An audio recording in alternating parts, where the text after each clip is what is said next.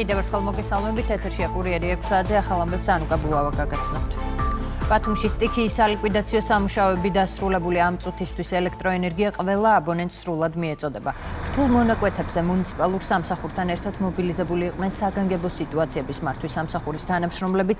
ბათუმის მერიის ინფორმაციით უამინდობის გამო შექმნილი პრობლემების შესახებ შეტყობინება აღარ დაფიქსირებულა.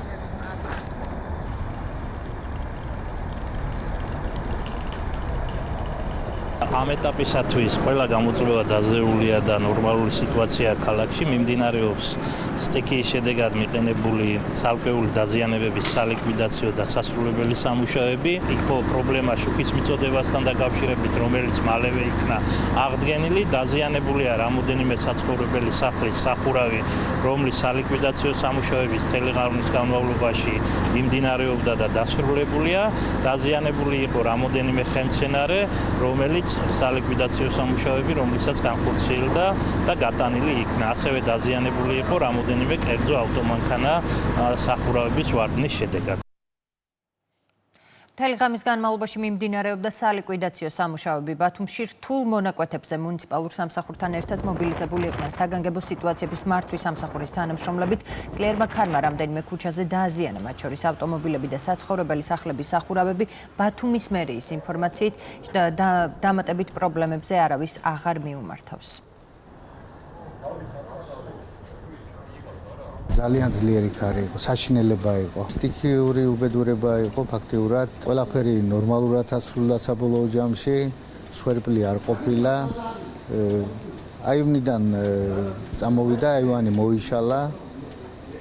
უცებ ეს ყველაფერი მოხდა წამებში აბსოლუტურად. იყო ქარი. წამოიღო ეს იგი კრიშა მოხადა იმ სახლს შეულებრივია. წამოვიდა დააზიანა იგი რა მანქანა გადმოვარდა და დაეცა. მკვლელობა თბილისში რატისბარში ახალგაზრდა მამაკაცი ცივი იარაღით მოკლეს. კურიერის ინფორმაციით დამნაშავე უკვე დაკავებულია. მოტივი უცნობია. გამთენიისას მომხდარ შემთხვევას ექსპერტ კრიმინალისტები სწავლობდნენ. მათ რამდენიმე საათის წინ დატოვეს ტერიტორია. გამოძიება სისხლის სამართლის კოდექსის 108 მუხლით მიმდინარეობს. გამოძიება მიდიოდა კიდამის უბუშება შოა.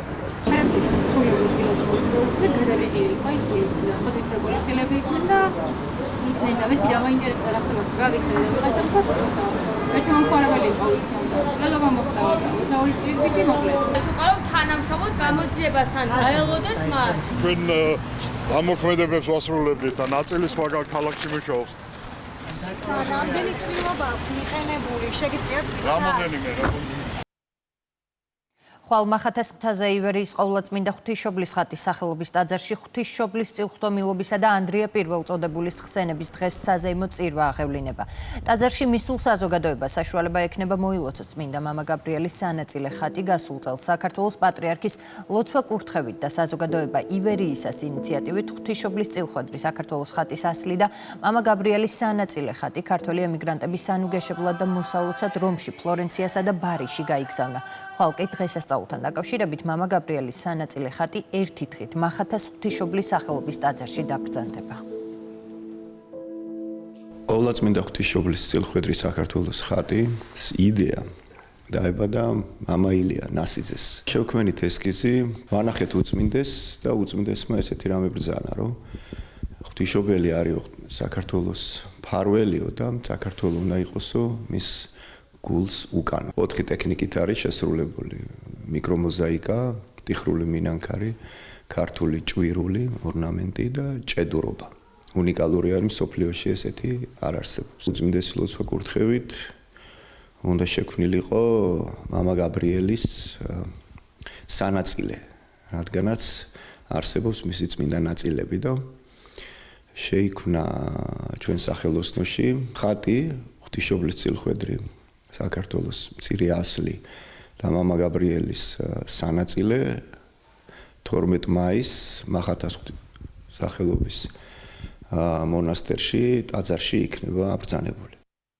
ძალიან მნიშვნელოვანი და საინტერესო არის ის, რომ ორივე მათგანმა საქართველოს ფარგლებს გარეთ იმოგზაურა. მან მოილოცა იტალია, ძირითადად სამ ქალაქში ბრძანდებოდნენ, ეს იყო ფლორენცია, რომი და ბარი და ეს იყო ძალიან დიდი ნუგეში, ზღვა ემოცია იმ იმიგრანტებისთვის, რომელმაც შეძლეს, რომ აი ამ ფორმით მიმთხოვდნენ საქართველოსდან ჩასულ ღვთისმშობელს და მამა გაბრიელს, რომელიც ერთი არის ჩვენი გამაერთიანებელი, განმანათლებელი ღვთისმშობელი, ხოლო მეორე მამა გაბრიელი არის ის, ვინც მთელი ცხოვრების განმავლობაში აი ამ წუხტომილობის, ღვთის და ღვთისმშობლის მსახურებას შესწირა თავი. თბილისში სხვადასხვა მეტროსთან აქციის მონაწილეები შეიკრიბნენ შეხვედრის საბოლოო ადგილი ახმეტელის მეტრო იყო, საიდანაც დემონსტრანტები მსვლელობით ამერიკის საელჩოსკენ წავიდნენ. აქციის მონაწილეებს შეუერთდნენ ოპოზიციონერი პოლიტიკოსებიც, მათი თქმით, დღევანდელი მსვლელობის მიზანია კონგრესს მადლობა უთხრა მეგობარი აქტის მიღებისთვის. ბრძოლა, წინააღმდეგობა იქნება შედეგის მიღწევამდე და რა არის შედეგი? ქვეყანაში თავისუფალ გარემოში არჩევნების ჩატარების შესაძლებლობა, სადაც არჩევითობა დაბრუნდება. აი ეს არის მოთხოვნა საზოგადოების. უამრავი ადამიანი გამოვიდა დღეს თბილისის ქუჩებში. რათა მადლობა ვუთხრათ ჩვენ მეგობარ ამერიკის შეერთებულ შტატებში. მადლობა ვუთხრათ ჩვენს მეგობრებს, რომლებიც დგანან ქართველი ხალხის გვერდით. საპროტესტო აქციას გამოეხმაურა ქართული ოცნება მართულ პარტიაში, ამბობენ, რომ ოპოზიციის მიზანი საზოგადოების შეცდომაში შეყვანაა. მათივე თქმით, მეუღებელია იმ დოკუმენტის მხარდაჭერა, რომელიც ქვეყნის საწინააღმდეგოდაა მიღებული.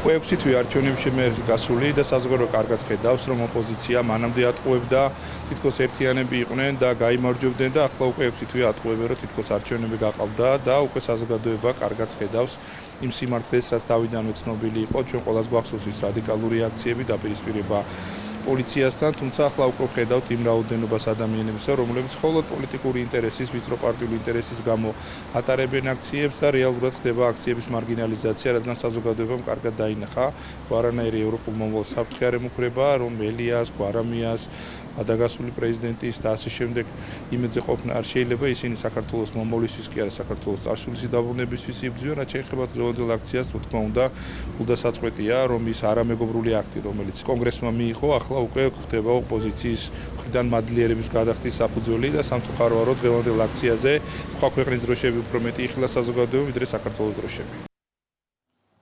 ომი გრძელდება უკრაინაში, ომში მყოფი ქვეყნის შეიარაღებული ძალების ინფორმაციით რუსეთმა უკრაინის მიმართულებით 108 უპილოტო საფრენი აპარატი გაუშვა. ქვეყნის აღმოსავლეთ, ჩრდილოეთ, სამხრეთ და ცენტრალურ ნაწილში ჩამოგდებულია 60 შაჰედის ტიპის დრონი, გავრცელებული ინფორმაციით კიდევ 41 უპილოტო აპარატმა კი ვერ მიაღწია მიზანს. მოსკოვის საჰაერო თავდასხმების შედეგად განგაში სიგნალი ისმოდა უკრაინის დედაქალაქში კიევზე დრონების თავდასხმის შედეგად დაშავდა 1 მამაკაცი. მსხვერპლის შესახებ ინფორმაცია არ გავრცელებულა. კიევის გარდა კრემლის უპილოტო საფრენი აპარატები დაფიქსირდა ზაპოროჟიაში, ჩერნიგოვში, პოლტავაში, ნიკოლაევში, ოდესასა და ხარკოვში.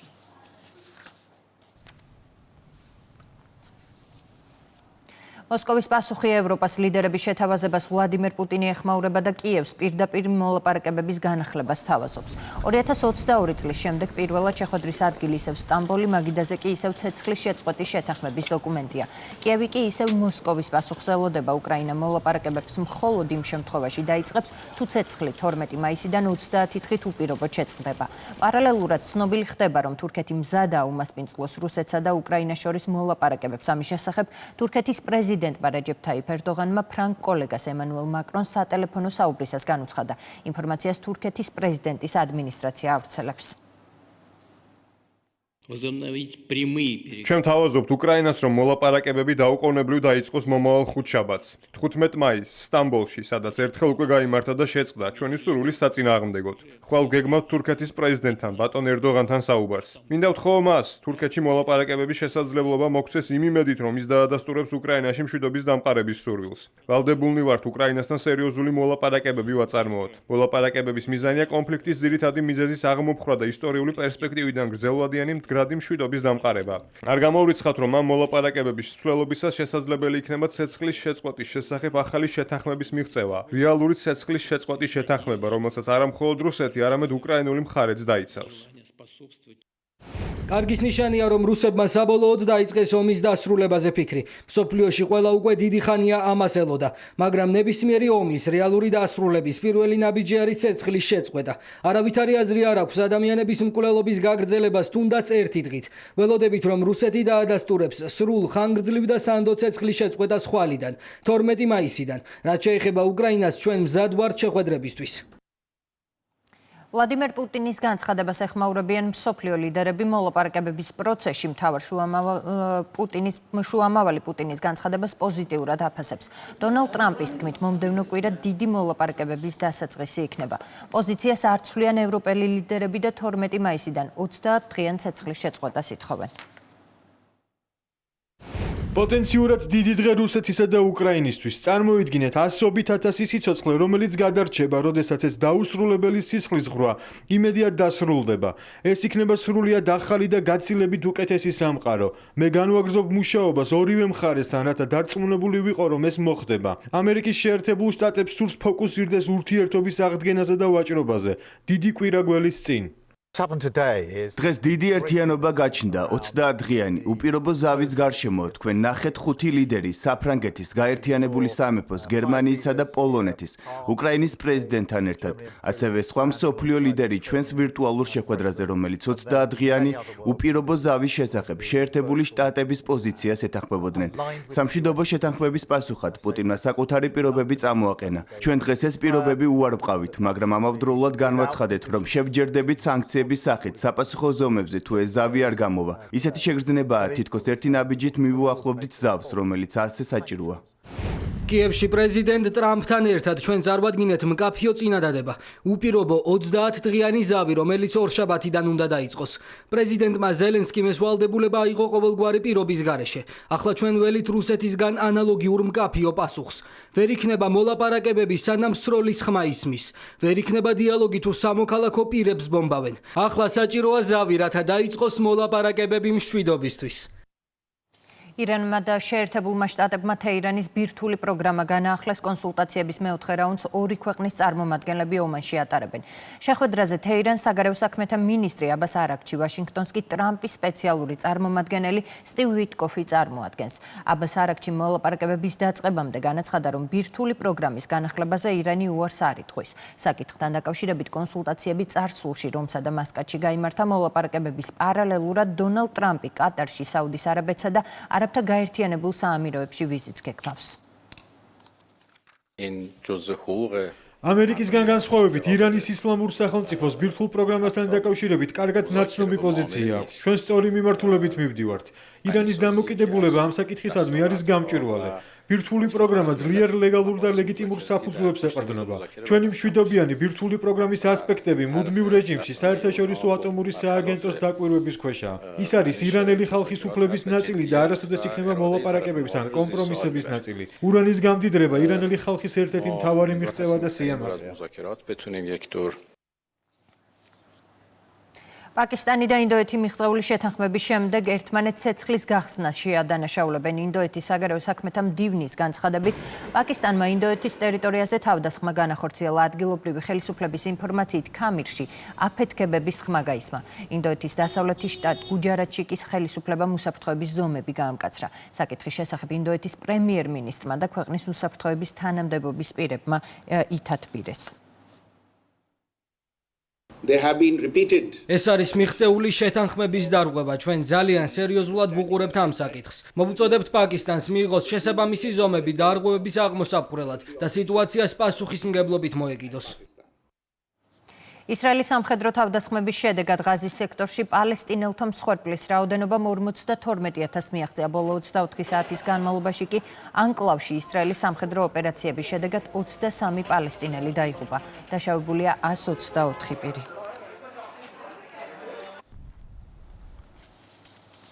აღარანაირი ომი ლეო მე-14-ის მთავარი გზავნილი ცნობილია ვატიკანში შეკრებილ ადამიანებს ახალმა პაპმა ამ სიტყვებით მიმართა.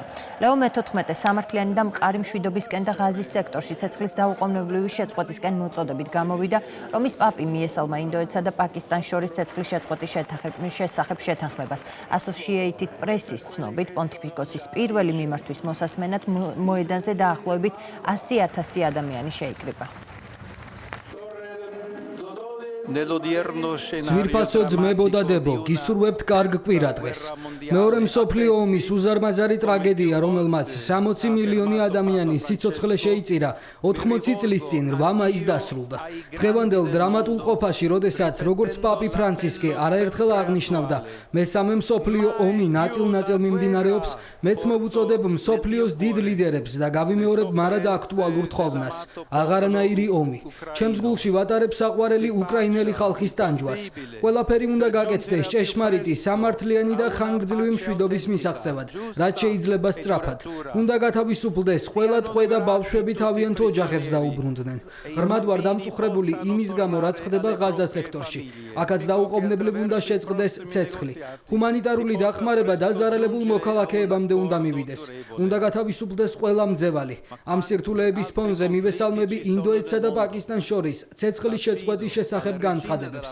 იმედი მაქვს, რომ მომავალ მოლაპარაკებებზე ხანგრძლივი სამშვიდობო შეთანხმების მიღწევა შეძლებენ. რამდენიმე თვით ადრე დავგეგმეთ ჩვენ ეს მოგზაურობა და გვიხარია, რომ ამ გამორჩეული და ისტორიული დღეების მონაწილე გავხდით. ჩვენ იმედს ვამყარებთ ახლად არჩეულ პაპზე. ეს ძალიან ემოციური იყო. ეს არის ახალი და უკვე ძალიან ძლიერი პაპი. ძალიან ბევრ კარგ საქმეს ველოდები მისგან. სპეციალურად ამ დღისთვის ჩამოვედი. ძალიან კარგი და სასიამოვნო დრო გავატარე აქ ამ ისტორიულ ადგილას. ეს საკმაოდ ემოციური წუთები იყო. მის პირველივე სიტყვებში ნახსენები იყო მშვიდობა და სწორედ ეს იყო მისი მთავარი გზავნილი.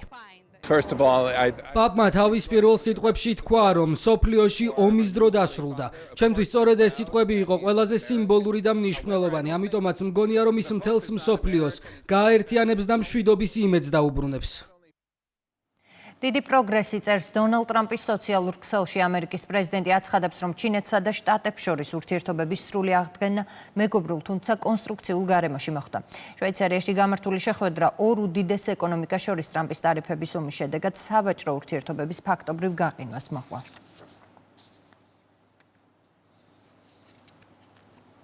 ალბანეთში საპარლამენტო არჩევნები მიმდინარეობს. მთავარი მეტოქეები მოქმედი პრემიერის სოციალისტური პარტია და ყოფილი პრემიერის კონსერვატორების ალიანსი არიან. მოქმედი პრემიერი ედი რამა მოსახლეობას პირდება, რომ ყველაფერს გააკეთებს 2030 წლამდე ალბანეთის ევროკავშირში გასაწევრიანებლად. ყოფილი პრემიერი და ახლა უკვე კანდიდატი კი ამერიკის სანქცირებულთა სიაშია. მას კორუფციასა და მექრთამეობაში ადანაშაულებენ 140 დეპუტატს. პროპორციული წესით აირჩევენ. წინასაარჩევნო კვლევებით მოსახლეობის 49% სოციალისტური პარტიის მხარდამჭერია, 35% კი ხმას ბერისას აძლევს.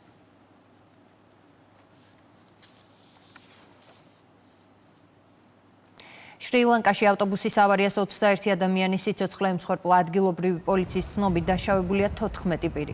უბედური შემთხვევა მთის ქალაქ კოტმალესთან ახლოს მოხდა. ქალაქ კურუნეგლაში მიმავალი ავტობუსი კლდიდან გადმოვარდა. შემთხვევის გამოწვევის მიზეზი უცნობია. ადგილზე მიმდინარეობს სამძებრო სამაშველო სამუშაოები.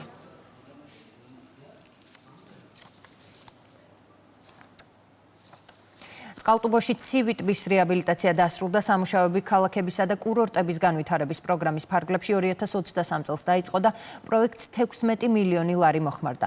რეაბილიტაცია ჩაუტარდა, გადასახადს მოეწყო სათევზაო და ნავსადგომის ადგილები, ტბის გარშემო საფეხმავლო და ველო ბილიკები.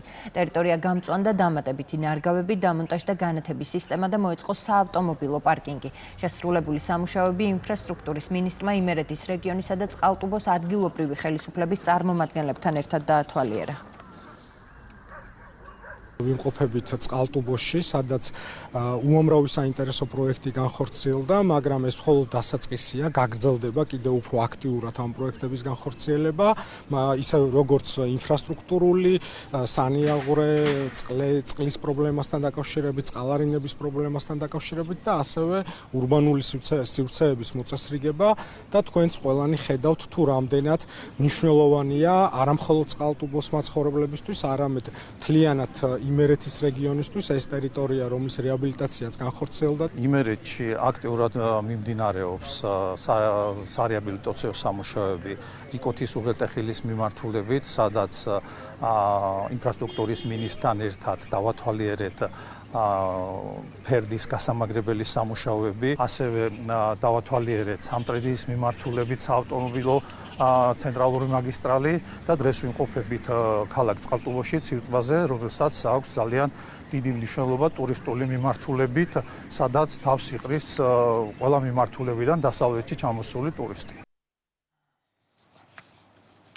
სამხედრო სამსახურში 6 თვით გაწვეულმა წვევამდელებმა საწყისი საბრძოლო მომზადების კურსი დაიწყეს ვაზიანის მეოთხე და სენაკის მეორე ქვეით ბრიგადაში. წვევამდელებს სამხედრო ბაზაზე ჩაუტარდათ მოქცევის ინსტრუქტაჟი, დაურიგდათ აღჭურვილობა და იმ ყაზარმებში განთავსდნენ, სადაც 8 კვირიანი კურსის განმავლობაში იცხოვრებენ. ისინი საცეცხლე, სამედიცინო, საინჟინრო, სამწყობრო და ტაქტიკურ მომზადებას, ასევე კავშირგაბმულობისა და ტოპოგრაფიის საკითხებს გაივლიან. 8 კვირიანი კურსის დასრულების შემდეგ წვევამდელები ფიცს დადებენ და სამხედრო სამსახურს საბრძოლო ქვედანაყოფებში ყოველდღიურად გაივლიან.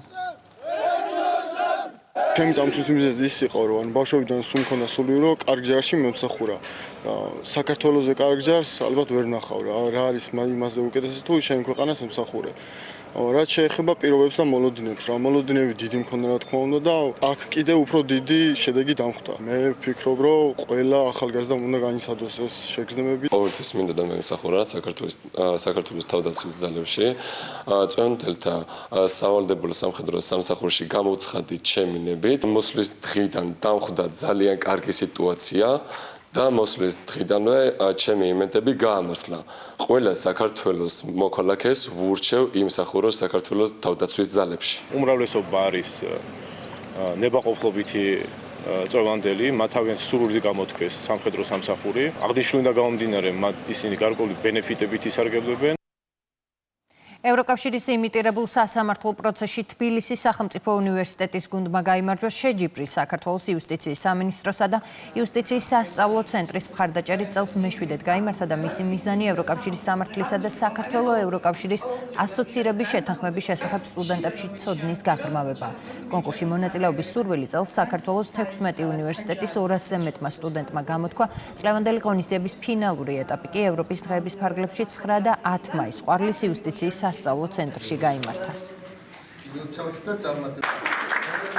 ჩვენთვის ეს მიმართულება მნიშვნელოვანია, ვინაიდან ეს ხელს უწყობს ევროკავშირის სამართლის შესახებ ცნობიერების ამაღლებას და ჩვენ ამ მიმართულებით კიდევ არაერთი პროექტის განხორციელებას გვეგმავთ. საქართველოს იუსტიციის სამინისტროს ევროკავშირის სამართლის დეპარტამენტის ძირითადი ამოცანაა საკანონმდებლო დაახლოება ევროკავშირის სამართალთან. იმიტირებული პროცესი, რომელიც გუშინ და დღეს გაიმართა, წარმოადგენს ძალიან ნათელ დადასტურებას იმისა, თუ როგორი მნიშვნელოვანია ევროკავშირის სამართალი ჩვენთვის. ჩვენ ვფიქრობთ, საინტერესო თემები შევთავაზებთ სტუდენტებს. ძალიან ბედნიერია წლევანდელ შეჯიბრებაში ჩემს გუნდს ხვდა წილად გამარჯვება. მე თბილისის სახელმწიფო უნივერსიტეტს წარმოვადგენ. ყველა ის მოლოდინი, რომელიც ქონდა რეგისტრაციისას, გაგვიმართლდა. ერთის მხრივ, იმიტომ რომ ევროკავშირის სამართლის შესახებ ძალიან მნიშვნელოვანი ინფორმაცია მივიღეთ და მეორე მხრივ გავიცანით ბევრია საინტერესო ადამიანი. საგარეჯოში მიმდინარე სარეაბილიტაციო სამუშაოებს გაეცნო კახეთის გუბერნატორი. კახეთის გზატკეცილზე იმედისა და თამარ მეფის ქუჩებზე 13 მრავალბინიანი კორპუსის რეაბილიტაცია მიმდინარეობს, ამ დროისთვის კი ფასადების დამუშავება. პროექტის ფარგლებში გაკეთდება ახალი სახურავები და ფანჯრები, განახლდება რამდენიმე კორპუსის სადარბაზოც. სამუშაოები კი შემოდგომამდე დასრულდება, პროექტები ადგილობრივი ბიუჯეტიდან ფინანსდება და მისი ღირებულება 3 მილიონ ლარს აჭარბებს. ვინახულებთ ქალაქ საგარეჯოში ერთ-ერთი მასშტაბური პროექტი, რაც გულისხმობს ქალაქ საგარეჯოში 13 საცხოვრებელი მრავალბინიანი კორპუსის რეაბილიტაციას. საცხოვრებელი კორპუსი მთლიანად ეცვლება სახურავი, ხორციელდება გარე ფასადის სრული რეაბილიტაცია. პროექტის დასრულების შემდეგ მოსახლეობას ექნება საშუალება იცხოვრონ უფრო უსაფრთხო და კომფორტულ გარემოში. 13 კორპუსში მიმდინარეობს მთლიანად რეაბილიტაცია, ფანჯრების შეცვლა, რაც განაპირობა 3 მილიონი თანხის დახარჯვა. თითქმის საგარეჯოში სრულად დასრულდება ყველა კორპუსის რეაბილიტაცია. წყალი პირველ სართულამდე ჩამოგდიოდა, რბილი გადახურვა იყო და ძალიან ცუდ მდგომარეობაში იყო. ეხლა ბატონი ავტოს გულისხმებით და დახმარებით გაკეთა გადახურვა, თუნუქით გაკეთდა, შეგვიცვალეს აივნები, რკინის კარებები, ეზოს კეთილმოწყობა მოხდა, წყალი შემოვიდა, ასე რომ ყველა ძალიან კმაყოფილია. ფოლკლორის სახელმწიფო ცენტრში ანსამბლ ბასიანის 25 წლის იუბილესთან დაკავშირებით კონცერტი გაიმართა წლის მანძილზე. დაგეგმილია სხვადასხვა ღონისძიება, მათ შორის კონცერტების ციკლი შეხვედრები მსმენელთან, რომლის ფარგლებშიც ბასიანი წლის განმავლობაში მაყურებელს ფოლკლორს გააცნობს. ღონისძიება კულტურის სამინისტროს მხარდაჭერით გაიმართა.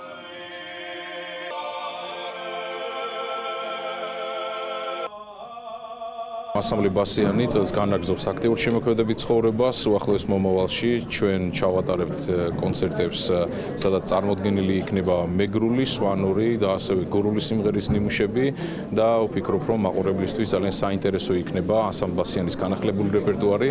მე მინდა ვთქვა და ასე ვთქვათ, ბედნიერი ვარ და გამოვთქვა, ასე ვთქვათ, ჩემი სიამაყის გრძნობა იმასთან დაკავშირებით, რომ მეც გახლავართ ანსამბლ ბასიანის წევრი და მეც აქტიურად ჩავერთვები ამ კონცერტო ცხოვრებაში. გადავწყვიტეთ, რომ სხვადასხვა კუთხის სიმღერებით გაგვეკეთებინა კონცერტები. შემდეგში კიდევ გვექნება დასავლური სიმღერების კონცერტები, 2 კონცერტია დარჩენილი და შემდეგ სავარაუდოდ ოქტომბრის თვეში ეს ყველაფერი დაგვირგვინდება ერთი დიდი გალა კონცერტი. საღამოსთვის საკმაოდ დიდი შრომა გასწია ანსამბლმა.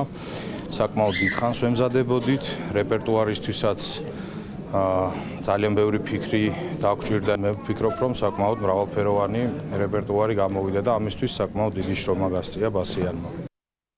ქართული ხმა 2025 არტ-ჰოლში კონკურს ფესტივალის დასკვნითი საღამო და დაჯილდოება გაიმართა. კასტინგის პირველ ეტაპზე 50 კონკურსანტი იყო შერჩეული, მონაწილე კონკურსანტების შეფასებაში კი მეორე ეტაპზე 5-კაციანი ჟიური იყო ჩართული. იდეის ავტორი და ორგანიზატორი მომღერალი სოფო ბედია, მხარდამჭერი კი კულტურის სამინისტროა. კონკურს ფესტივალის მიზანი ქართული სიმღერის პოპულარიზაცია. ძალიან მნიშვნელოვანი იყო ჩემთვის ეს პროექტი, რადგანაც ქართულ სიმღერას ემსახურება, ეს არის ქართული საქმე, რომელიც მე ძალიან მიყვარს და მაქვს ძალიან დიდი გამოცდილება კონკურსების და შესაბამისად დიდი სურვილი მქონდა, რომ ქართული საქმე გამეკეთებინა და პატარა ბავშვები წარმომეჩინა და მათი განვითარებისთვის რაღაცნაირად ხელი შემეწყო, ასე რომ მინდა ყველას მივულოცო, ძალიან ბევრი წარმატება ვუსურვო და მათ კარიერულ ცხოვრებაში კიდევ ერთი პატარა ისტორია ჩაიწერა. ძალიან კარგია, რომ ასეთი მომავალი თაობა და ახალგაზრდები მოდიან. ნამდვილად გაგვიჭირდა გადაწყვეტილებების მიღება, მაგრამ ჩემი აზრით ღირსეულმა გაიმარჯვა და კიდევ ერთხელ მადლობა აი ამ ახალგაზრდებს და მე დარწმუნებული ვარ, რომ ყველა მათგანი თუ არა დიდი ნაწილი მაინც გააგრძელებს თავის მუსიკალურ კარიერას და აუცილებლად აი ასეთი სახის კონკურსები სასიკეთოდ წარდგება მათ გამოცდილებას ქართულ სცენაზე და არა მარტო ქართულზე. ძალიან გამიხარდა, სხვათა შორის რომ თქვა რომ განმსხვავდებოდი არა, რადგან უფრო ადვილი არის, როდესაც უცხოურ სიმღერას მღერი და რო გახდე ქართული ხმის გამარჯვებული, ძნელიც იყო, მაგრამ არ გამიჭირდა, რადგან ძალიან კარგი სიმღერა მქონდა, ცირაბზეშვილი არის კომპოზიტორი, ძალიან დიდი მადლობა მას, ძალიან დიდი მადლობა ორგანიზატორებს, სოფო ბედიას და ჩვენს ჟიურის. გიორგი მამარდაშვილის ვალენს